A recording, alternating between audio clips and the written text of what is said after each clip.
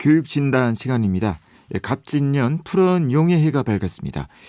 새해 벽두 우리는 한 해를 잘 보내기 위해서 이런저런 다짐을 하는데요. 오늘은 새해를 맞아서 자녀를 양육하는 부모님께서 부모 자녀가 한 해 동안 행복하기 위해서 어떤 점에 유의해야 되는지에 대해 얘기해보는 시간 갖도록 하겠습니다. 오늘도 윤희련 교육문화연구소 대표 윤희련 선생님 전화로 모셨습니다. 윤 선생님 안녕하십니까? 네, 안녕하십니까. 자, 자녀 양육은 세상 어떤 것도 해줄 수 없는 보람과 행복을 주지만 또 어려움도 많습니다. 올 한 해 우리 부모님들께서 어떤 점에 특히 유의를 하면 좋겠습니까?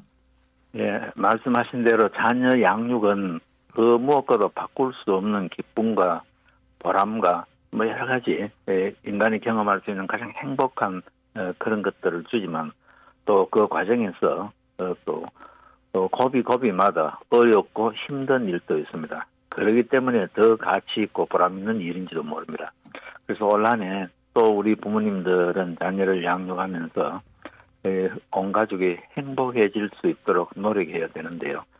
그렇게 하기 위해서 저는 먼저 새벽도 우리 모두 이런 점을 한번 생각해 보면 좋지 않겠나 그런 생각을 합니다. 첫째, 부모님은 자녀를 대할 때 일관성을 유지해야 된다. 아이들이 가장 싫어하는 어른은 일관성이 결여되어 있는 어른입니다. 같은 잘못된 행동이 돼 어떤 날은 아무 일도 아닌 것으로 그냥 넘어가고 어떤 날은 아주 그 호되게 구중을 듣게 될 때 자녀들은 혼란에 빠지기도 합니다. 우리 부모님들도 어린 시절 이런 경험을 한두 번은 했을 가능성이 없습니다. 그래서 일관성이 결여될 때 꾸중은 이 시간이 흐를수록 효력이 없어지고 또 부모는 자녀에 대한 이 통제력을 상실하게 되고 또 나이가 들면서 상호 신뢰도 사라지게 됩니다. 그래서 부모님의 일관성 있는 태도가 굉장히 중요하기 때문에 우리가 한번 생각해 봐야 되겠습니다. 그리고 가능하면은 내 아이를 다른 집 아이들과 비교하지 말자. 많은 부모님들이 자기 자녀를 꾸짖거나 훈계할 때 다른 집 자녀와 비교를 합니다. 이 자녀들이 가장 싫어하는 것이 남과의 비교라는 사실을 우리 부모님께서 알아야 합니다. 그래서 비교의 문제는 결국은 삶의 즐거움과 배우는 기쁨을 앗아가는 게 가장 큰 문제이기도 하죠. 그래서 내 아이는 내 아이만의 장점과 미덕을 가지고 있다는 점을 꼭 생각하며 아이와 대화하고 또 칭찬과 꾸중할 때 이런 점을 늘 염두에 둬야 된다고 생각합니다. 이 좋은 부모가 되기 위해서는 먼저 내 자녀를 인정하는 자세를 가질 필요가 있다고 생각을 합니다. 그리고 어떤 경우에도 자녀를 믿으려고 해야 한다. 학생이 좋은 성적표를 가지고 왔을 때는 우리가 흔히 웬일로 이렇게 성적이 잘 나느냐, 이게 네 실력이가 어쩌다 잘 쳤지, 운이 좋았던 모양이지, 이렇게 말하는 부모가 상당수 있습니다. 또 성적이 못 나왔을 때는 네 요즘 생활을 보면 그럴 줄 알았다, 이게 진짜 네 실력이야, 이런 식으로 답하면은 자녀들은 잘했을 때는 운이 좋아 그렇고 잘하지 못했을 때는 실력이 없어서 그렇다고 생각을 하는 등 자존감이 사라지고 굉장히 자신감을 상실하게 됩니다. 이런 분위기에서 자라는 아이들은 어떤 경우든 자신감을 가질 수가 없고 매사에 회의적인 반응을 보이기가 쉽습니다. 자기가 잘할 때도 자신을 믿지 못하고 못할 때는 그게 자신의 본 모습이라고 생각하는 아이는 노력한 만큼 성과를 거두기가 어렵습니다.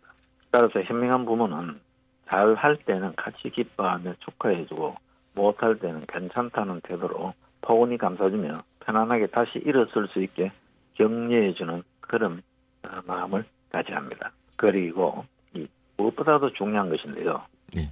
정서적 공감대를 형성하라.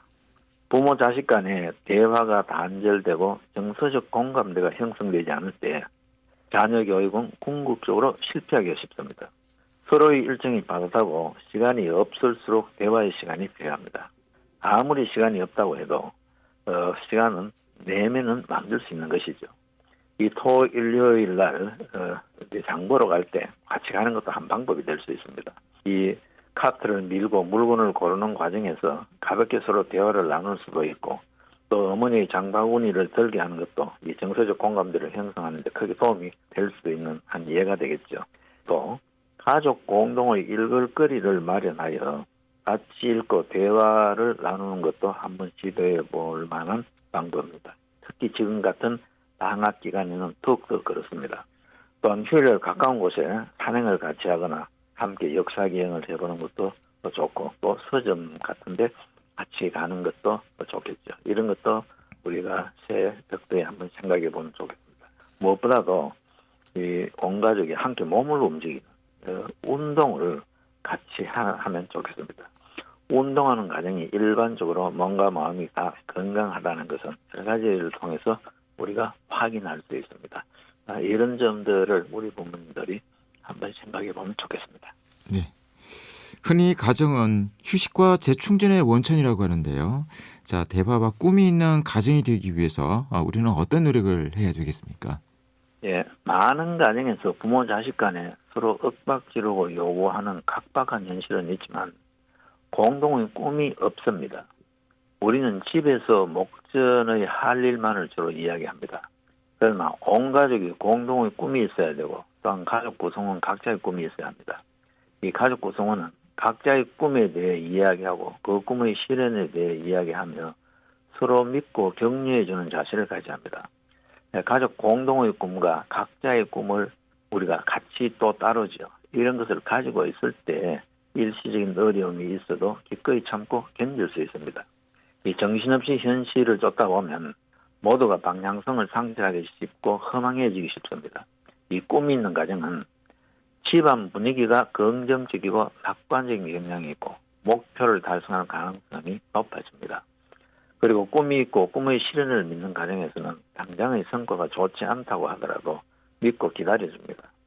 조급하게 서두르거나 사소한 실수를 가지고 질책하지 않죠.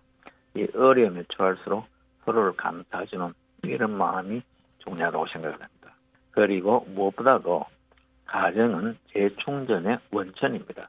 이 가정은 자녀가 심신의 피로를 풀고 심리적 안정을 얻게 되는 휴식지일 뿐만 아니라 이 샘솟는 활력을 얻게 되는 에너지원이기도 합니다.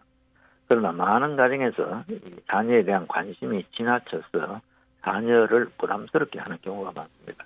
이 지나친 관심은 자녀를 소심하게 만들 가능성이 높습니다. 이 소심한 학생은 결정적인 순간에 실수를 하거나 자신의 역량을 발휘하지 못하게 됩니다. 이 부모가 믿고 모든 것을 맡긴다는 자세를 보여줄 때 자녀는 더욱 강한 책임감을 느끼게 되고 스스로 자기 생활을 잘 관리하게 되는 경향이 있다는 걸 우리가 꼭 기억하면 좋겠습니다. 네. 자, 이제 겨울 방학인데요. 겨울 방학을 맞아서 우리 학생들 새해 어떤 마음을 가지는 게 좋겠습니까? 예, 지금쯤 이제 학생들은 이미 학습 계획은 자기의 여러 가지 프로그램대로 지금 진행하고 있다고 생각합니다.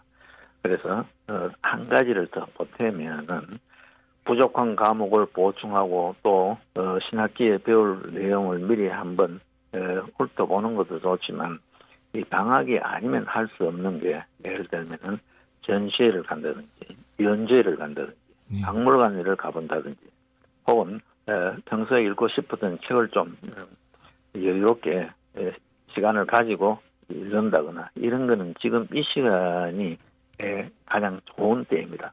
그래서 각종 학습 프로그램을 수행하는 데에도 힘이 들겠지만 그래도 조금 여유가 있는 지금 방학 동안에 나에게 깊은 감동을 줄 수 있는 책을 한두 권쯤 읽고 그 책으로부터 어떤 좋은 영향을 받는 그런 시간을 가졌으면 좋겠습니다. 네, 오늘 말씀 여기까지 듣겠습니다. 고맙습니다. 지금까지 윤일현 교육문화연구소 대표 윤일현 선생님이었습니다.